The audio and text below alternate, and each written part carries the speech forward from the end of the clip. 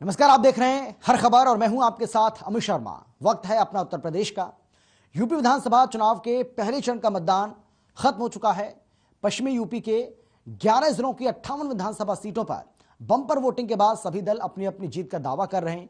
इस बीच बीजेपी नेता और यूपी के डिप्टी सीएम केशव प्रसाद मौर्य ने प्रेस कॉन्फ्रेंस कर मतदाताओं का आभार व्यक्त करते हुए विपक्ष पर जमकर निशाना साधा।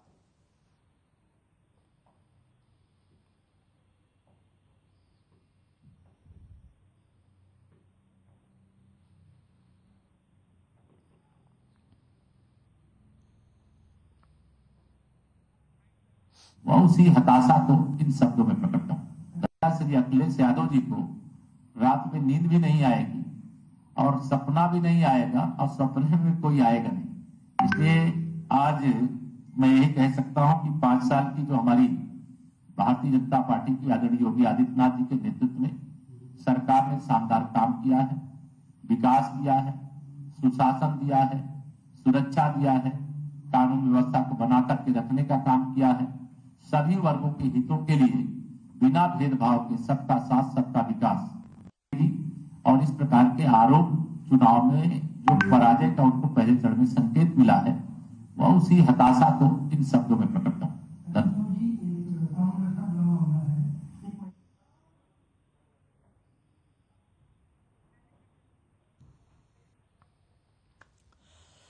तो पहले चरण का मतदान खत्म हो चुका है और बीजेपी को ऐसा लगता है कि पहले चरण का जो मतदान हुआ है, पहले दौर का जो मतदान हुआ है, उसमें बीजेपी को एडवांटेज है।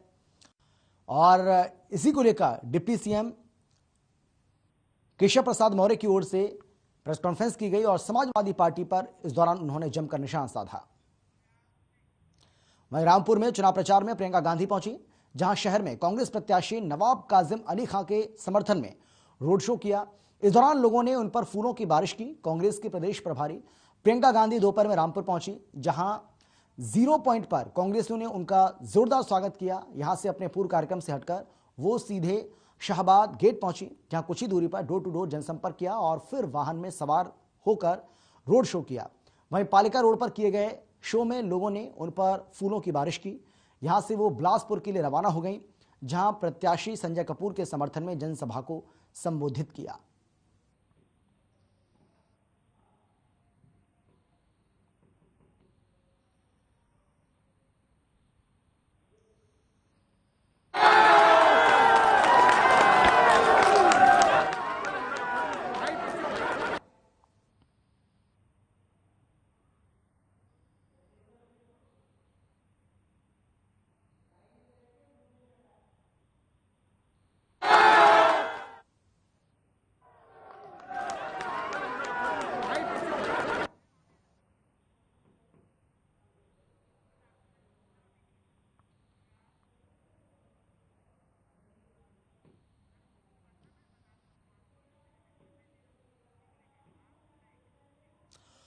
उत्तर प्रदेश कांग्रेस कमेटी के मीडिया और कम्युनिकेशन विभाग के संयोजक और लखनऊ की बख्शी का तालाब विधानसभा में कांग्रेस के प्रत्याशी ललन कुमार ने बीकेटी स्थित कार्यालय पर आगामी चुनाव के लिए अपना घोषणा पत्र लॉन्च किया।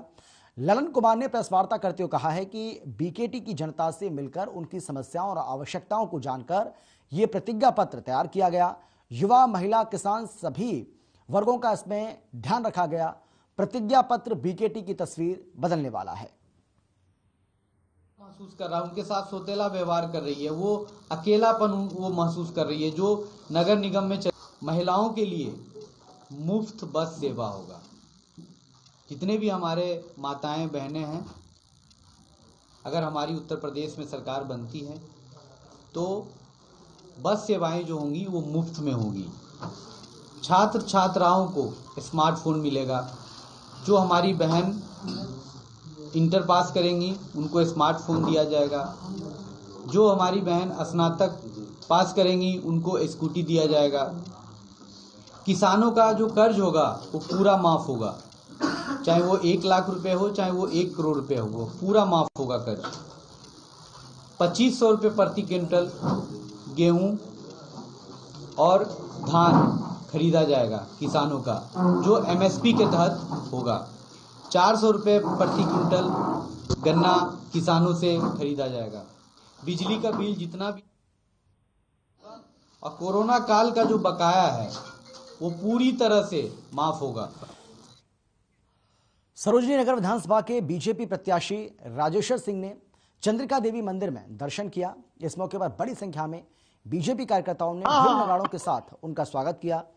इस दौरान कार्यकर्ता काफी उत्साहित दिखे और उनकी जीत को लेकर भी आश्वस्त नजर आए। समय आप देख रहे हैं बंगला बाजार जैसे जैसे मतदान की तिथि नजदीक आती जा रही है, हर दल के कार्यकर्ताओं में जोश बढ़ता नजर आ रहा है। हम आपको बताते चले, इस समय हम सरोजनी नगर विधानसभा के बंगला बाजार स्थित चंद्रगन मंदिर पर खड़े हैं। यहाँ आपको दिखाना चाहेंगे कि इस समय देखिए बीजेपी के कार्यकर्ता पूरे जोश के साथ अपने प्रत्याशी का इंतजार में खड़े हुए हैं। आइए हम इनसे जानने का प्रयास करते हैं क्यों इतना जोश है इनके अंदर। सबसे पहले हम बात करेंगे विनोद मौर्य जी, जो कि यहाँ के पार्षद भी हैं। मौर्य जी, आपका स्वागत है। ये जो जोश दिख रहा है क्या है?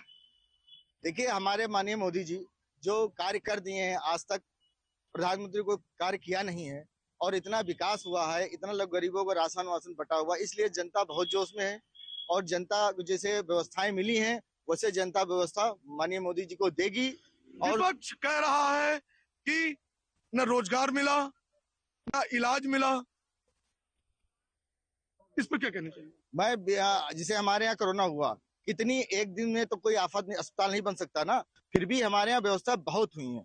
अब एक दिन में अगर घर गिर रहा है तो कोई उसको रोक नहीं पाएगा। लाशें गंगा में तैरी हैं। ये आपदा थी, जैसे आंधी तूफान आता है 24 घंटे देख के तो नहीं आता है, फिर भी हमारी सरकार ने, माननीय योगी जी ने बहुत व्यवस्थाएं की हैं और जो व्यवस्थाएं हुई हैं और सरकारों में कभी नहीं कर पाई हैं। आइए हम बात करते हैं। मैम, क्या शुभ नाम है आपका? किरण सिंह। मैम, ये जो उत्साह है क्या कहना चाहेंगी? हमारे अंदर अगर इंडिया को हटा करके भारत लाना है, हिंदुत्व जगाना है, जाति से ऊपर उठ के तो योगी को लाना है, क्राइम हटाने के लिए। और जो भी हमको सबको सुविधाएं मिली महिलाओं को आगे बढ़ाने के लिए, जो भी कोरोना में जिस तरह से योगी और मोदी, कांग्रेस भी कह रही है महिलाओं के लिए, वो भी तो कह रही है। कांग्रेस तो बहुत पहले से कह रही, महिलाओं के लिए किया क्या है? जो योगी और मोदी ने हमारे हिंदुस्तान के लिए किया, किसी ने नहीं किया है। समाजवादी भी बेटियों की बात कर रही है। सोच ईमानदार, काम दमदार। आइए हम बात करते हैं। महिला शंकर द्विवेदी, बंगला बाजार अध्यक्ष। क्या कहना चाहेंगे? अरे कहेंगे बहुत अच्छा काम किया है भाजपा ने, जो राम को लाए हैं उनको लाएंगे। यूपी में विधानसभा चुनाव को लेकर चुनावी सरगर्मियां तेज हो गई हैं। दागियों को टिकट देने का फैसला कई पार्टियों पर भारी भी पड़ सकता है। पत्नी की हत्या के आरोपी अमन मणि त्रिपाठी को अपना उम्मीदवार बनाना बहुजन समाज पार्टी के लिए खतरा पैदा कर सकता है। अमन मणि त्रिपाठी को महाराजगंज में नौतनवा सीट से टिकट मिलने के बाद उनकी सास सीमा सिंह ने उनके खिलाफ मोर्चा खोल दिया। इस बीच लखनऊ में कवित्री मधुमिता शुक्ला की बहन निधि शुक्ला और सारा सिंह की मां सीमा सिंह बीएसपी कार्यालय के बाहर अमन मणि त्रिपाठी को टिकट दिए जाने के खिलाफ धरने पर बैठ गए। वहीं सूचना मिलने पर मौके पर पहुंची पुलिस ने मधुमिता शुक्ला की बहन निधि शुक्ला को हिरासत में गौतमपल्ली थाने लेकर गई। इससे पहले सारा सिंह ने बसपा सुप्रीमो मायावती पर निशाना साधते हुए कहा कि एक तरफ मायावती कानून की बात करती है तो दूसरी तरफ कानून हाथ में लेने वालों को बसपा का उम्मीदवार बनाती है। इस तरह कैसे प्रदेश में मां बहनों की रक्षा हो सकेगी? जांच एजेंसियों से मेरी प्रार्थना है कि मुझे जो पता चला है इस बात की जानकारी की जाए, और अगर उसने ये अपराध किया है कि दूसरे देश के लोगों को वोटर लिस्ट में शामिल करवाया है अपने पॉलिटिकल प्रेशर से, तो उसको सजा दी जाए। और मेरी बेटी सारा सिंह के मर्डर केस को अमर Mani Tripathi BRD medical college से बैठा बैठा मैनेज कर रहा है, और अगर ये जीत गया और इसके बाद इसका वर्चस्व कायम होगा और मेरी बेटी सारा सिंह को न्याय नहीं मिलेगा, नहीं हटेंगे। उन्नाव में 2 महीने से लापता एक लड़की की मिस्ट्री आखिरकार सुलझ गई है, लेकिन ये जिस रूप में सामने आई उससे हर कोई भौचक्का रह गया।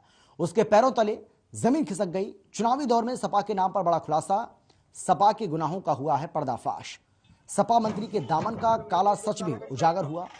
आपको बता दें कि सपा के पूर्व राज्य मंत्री फतेह बहादुर सिंह के प्लॉट पर दरअसल लड़की का शव खुदाई कर बरामद किया गया। दर दर भटकती रही मां हर चौखट पर सिर पटका, लेकिन कहीं से कोई न्याय नहीं मिला, जिसके बाद पुलिस को इस काम की सूचना दी गई। पुलिस लड़की की तलाश में जुट गई है।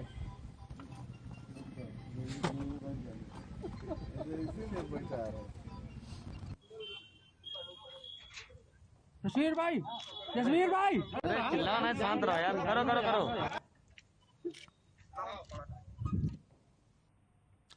यूपी में पहले चरण के लिए 11 जिलों के 58 सीटों पर 60% से ज्यादा वोट डाले गए हैं। मतदान सुबह 7 बजे शुरू हुआ, शाम 6 बजे तक वोटिंग हुई। कोरोना के चलते वोटिंग के लिए चुनाव आयोग ने 1 घंटे समय बढ़ाया था।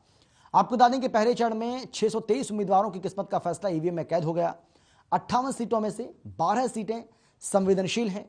ये सीटें खैरागढ़, फतेहाबाद, आगरा दक्षिण, बाहा, छाता, मथुरा, सरधना, मेरठ शहर, छपरौली, बड़ौद, बागपत और कैराना हैं। इसके साथ ही पहले चरण में 898 मोहल्ले और 5535 पोलिंग सेंटर्स संवेदनशील रहे।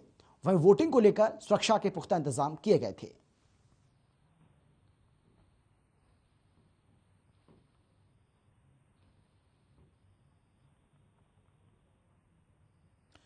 यूपी में विधानसभा चुनाव 2022 को लेकर मतदाता गंभीर हैं। मतदाताओं में खासा जोश देखने को मिला। भीषण सर्दी और कोहरे के बावजूद लोग वोट डालने के लिए अपने घरों से बाहर निकले और इसका जीता जागता उदाहरण कई जिलों में देखने को मिला। जहां एक तरफ बुलंदशहर में एक मतदाता बलराम अपनी बारात में जाने से पहले सीधा मतदान केंद्र में वोट डालने आया, तो वहीं दूसरी तरफ बागपत में 90 वर्षीय वृद्धा बाला देवी को उनका पोता विक्रांत मतदान के लिए गोद में उठाकर मतदान केंद्र तक लाया, जहां पर बाला ने वोटिंग की।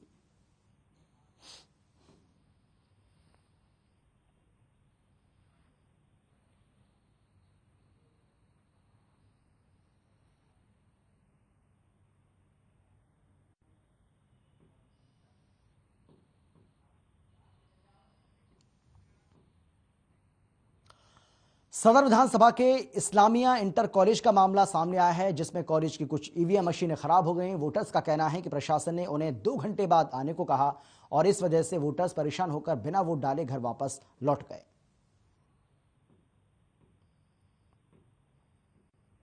मॉब पोलिंग भी हो नहीं पाया।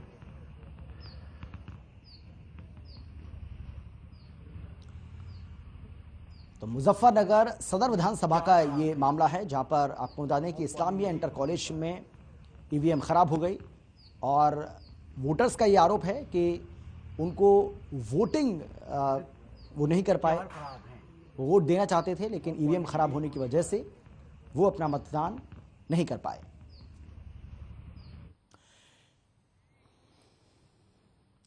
यूपी में विधानसभा चुनाव को लेकर पहले चरण में मतदान हुआ और इस बीच बुढ़ाना विधानसभा के बसी कला गांव का मामला सामने आया है, जहां फर्जी मतदान पर हंगामा हुआ। इस दौरान बीजेपी प्रत्याशी उमेश मलिक ने हंगामा किया। एक नाम की 2 महिला वोटों को लेकर हंगामा हुआ। बीजेपी प्रत्याशी ने एसएसपी से फोन पर शिकायत की।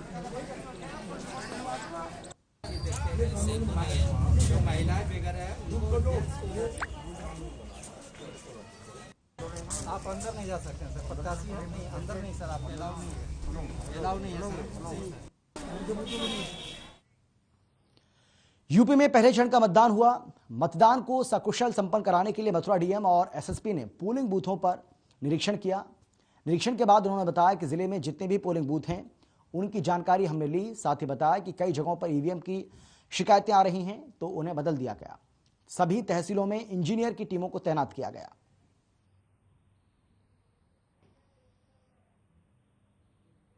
संबंधित जनपद मथुरा की सभी 5 विधानसभा जनपद मथुरा में आज 10 फरवरी को मतदान पूरे जनपद भर में सभी 2225 बूथ्स में 1103 मतदान केंद्रों में सकुशल चल रहा है और सभी जगह शांति व्यवस्था कायम है। शांति व्यवस्था कायम करने के लिए पूरे जनपद में 224 सेक्टर मजिस्ट्रेट्स लगाए गए हैं। इसके अतिरिक्त 35 जोनल मजिस्ट्रेट्स लगाए गए हैं। सभी के द्वारा लगातार भ्रमण चक्रमण किया जा रहा है और इंश्योर किया जा रहा है कि शांति से वोटिंग कराई जा सके। इसके अतिरिक्त वेबकास्टिंग की सुविधा भी अब की बार इलेक्शन कमीशन ऑफ इंडिया के निर्देशानुसार 50% से अधिक बूथ्स पर कराई जा रही है और पारदर्शिता से चुनाव को कराया जा रहा है। वीडियोग्राफर्स भी लगाए गए हैं और 77 केंद्रों पर स्टैटिक मजिस्ट्रेट्स भी लगाए गए हैं। कोविड प्रोटोकॉल का भी अनुपालन आप सभी लोगों की सुरक्षा के लिए किया गया है और सभी जगह पर मास्क, सैनिटाइजर्स इत्यादि की उपलब्धता भी सुनिश्चित कराई गई है। आप लोगों से यही अनुरोध है कि अधिक से अधिक संख्या में आएं और लोकतंत्र के इस महापर्व को सफल बनाएं, अपना वोट जरूर कास्ट करें। उत्तर प्रदेश विधानसभा चुनाव 2022 से संबंधित जनपद मथुरा की सभी पांचों विधानसभा पर आज सुबह 7 बजे से मतदान शुरू हो गया है। इस पूरी प्रक्रिया को पारदर्शी, शांतिपूर्वक व सद्भाव के माहौल में संपन्न कराने के लिए सभी पोलिंग सेंटर्स और पोलिंग बूथ्स पर भारी संख्या में पुलिस बल को तैनात किया गया है, अर्धसैनिक बलों को तैनात। और चलिए एक छोटे से ब्रेक के लिए हम रुक रहे हैं, फौरन लौट रहे हैं कुछ और खबरों के साथ। आप देखते रहिए हर खबर।